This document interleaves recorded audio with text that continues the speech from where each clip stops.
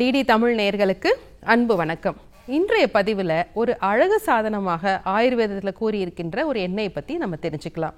இன்றைக்கு நம்ம அழகாக இருக்கணும், முகம் பளபளன்னு இருக்கணும், பருக்கள் இல்லாமல் இருக்கணும், பொலிவாக இருக்கணும் அப்படிங்கிறதுக்காக நிறைய பொருட்களை நம்ம சந்தைகளில் வாங்குகிறோம். முக்கால்வாசி பார்த்திங்கன்னா எல்லாம் கெமிக்கல் பேஸ்டாக தான் இருக்குது. க்ரீம்ஸாக இருக்கட்டும், ஆயின்மெண்ட்ஸாக இருக்கட்டும், அண்டர் ஐ ஜெல், இப்படி பல விஷயங்கள் நம்ம மார்க்கெட்டில் இருக்குது. ஆயுர்வேதம் என்றைக்குமே உடல் ஆரோக்கியத்திற்கும் அழகுக்கும் பல குறிப்புகளை சொல்லியிருக்காங்க. அந்த அடிப்படையில் இன்னைக்கு நம்ம தெரிஞ்சுக்க போகிறது நாள் பாமராதி தைலம். நாள் பாமராதி அப்படின்னா 4 பால் மரங்களின் பட்டைகளிலிருந்து தயாரிப்பது. அதாவது ஆல், அரசு, அத்தி, இத்தி, இதெல்லாம் நம்ம நாட்டில் இருக்க சாதாரண பால் மரங்கள். அதாவது ஒரு இலைக்குன்னா பால் வரும். இந்த பால் மரங்களுடைய பட்டைகள் எப்படி இருக்குன்னா துவர்ப்பு சுவையாக இருக்கும். இந்த 4 பால் மர பட்டைகள் கூட நம்ம மஞ்சள், மஞ்சட்டி, வெட்டிவேர், சந்தனம் போன்ற பல மூலிகை பொருட்களை கஷாயம் போல வச்சு தேங்காய்லையோ அல்லது நல்லெண்ணெயிலையோ ஒரு சீராக காய்ச்சி எடுக்கும் பொழுது அதன் பெயர் தான் நாள் பாமராதி தைலம். இதோட தன்மை என்னன்னு பார்த்தீங்கன்னா இதில் என்னென்ன பொருள் இருக்குது அப்படின்னா நம்மளுடைய 4 பால் மரங்களின் பட்டைகள். இதோட சுவை துவர்ப்பு, நம்ம தோலில் இருக்க கழிவுகளை நன்றாக அது குறைக்கும், பித்தத்தை குறைக்கும். இதன் கூட திரிபலா கஷாயமும் சேர்ப்போம். திரிபலா பொதுவாகவே நம்ம நுண் கிருமிகளை நீக்கும். ஏன்னா நம்மளுடைய ஸ்கின் எப்பொழுதுமே எக்ஸ்டர்னல் என்வைரன்மெண்ட் கூட கான்டாக்டில் இருக்கிறது. நம்ம தூசி நிறைய படியும், கிருமி தொற்று இருக்கும், வறட்சி ஆகும். அப்போ இந்த திரிபலா நம்ம கிருமிகளை நன்றாக கட்டுப்படுத்தும். இதில் இருக்கிற சந்தனம் பார்த்திங்கன்னா நல்ல குளிர்ச்சியை கொடுக்கும், நம்ம மெலானின் பிக்மெண்டேஷனை சீராக்கும். மஞ்சள், அதில் இருக்க கர்க்குமின் நம்மளுடைய பிக்மெண்டேஷனை சீராக்கும். அதற்கு மேலும் இதில் இருக்கிற மஞ்சட்டி போன்ற பொருட்கள் நம்மளுடைய தோலை பளபளப்பாக வச்சிருக்கும். இது எல்லாமே ஒரு எண்ணெய் வடிவில் கொடுக்கும் பொழுது அந்த தோலுக்கு மிருதுத்தன்மையை கொடுக்கும். ஆயுர்வேதத்தில் எப்போவுமே சொல்லுவாங்க தலை முதல் கால் வரை எண்ணெய் தேய்த்து குளிக்க வேண்டும். எதற்காகனா இந்த எண்ணெய் தேய்க்கும் பொழுதுதான் நம்மளுடைய வியர்வை சுரப்பிகளாக இருக்கட்டும், எண்ணெய் சுரப்பிகளாக இருக்கட்டும், அது மூடாமல் நல்லா வறட்சி ஆகாமல் நமக்கு எப்பவும் பளபளப்பாக இருக்கணும். சரி, இதை எப்படி பயன்படுத்தலாம், யார் யாருக்கெல்லாம் பயன்படுத்தலாங்கிறத தெரிஞ்சுக்கலாம்.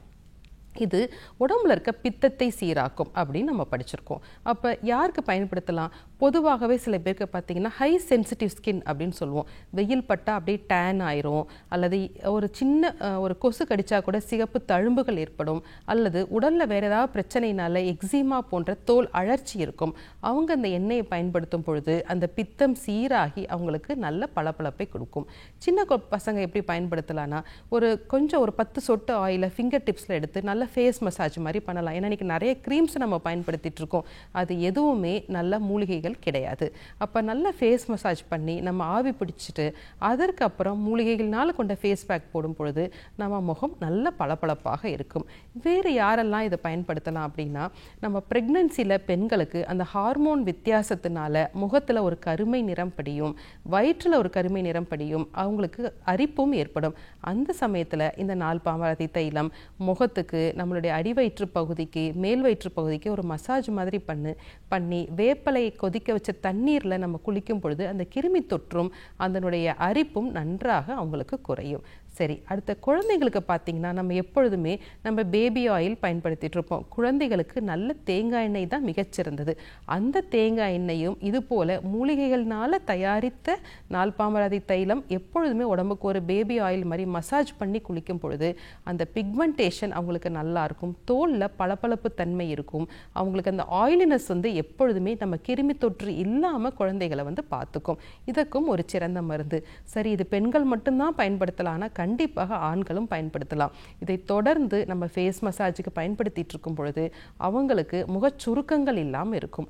சில பெண்களுக்கு பார்த்தீங்கன்னா முகத்தில் ரோமங்கள் அதிகமாக இருக்கும். அப்போ அந்த நாள் பாமராதி தைலத்துக்கு கூட நம்ம கொஞ்சம் மஞ்சள் சேர்த்து மசாஜ் செஞ்சு குளித்தோம்னா நாளடைவில் அந்த ரோமங்களோட திக்னஸ் நமக்கு குறைஞ்சிட்டே இருக்கும்.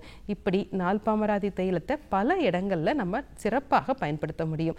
இனி கெமிக்கல்ஸை பயன்படுத்தாமல் ஆயுர்வேதத்தில் கூறியிருக்கின்ற நாள் பாமராதி தைலத்தை எந்த ஒரு பக்க விளைவும் இல்லாமல் நம்ம பயன்படுத்திக்கலாம். சரி நேயர்களே, இன்றைக்கு நாள் பாமராதி தைலம் பற்றிய சில ஆயுர்வேத குறிப்புகளை தெரிந்து கொண்டோம். வேறொரு நிகழ்ச்சியில் சந்திக்கலாம். நன்றி.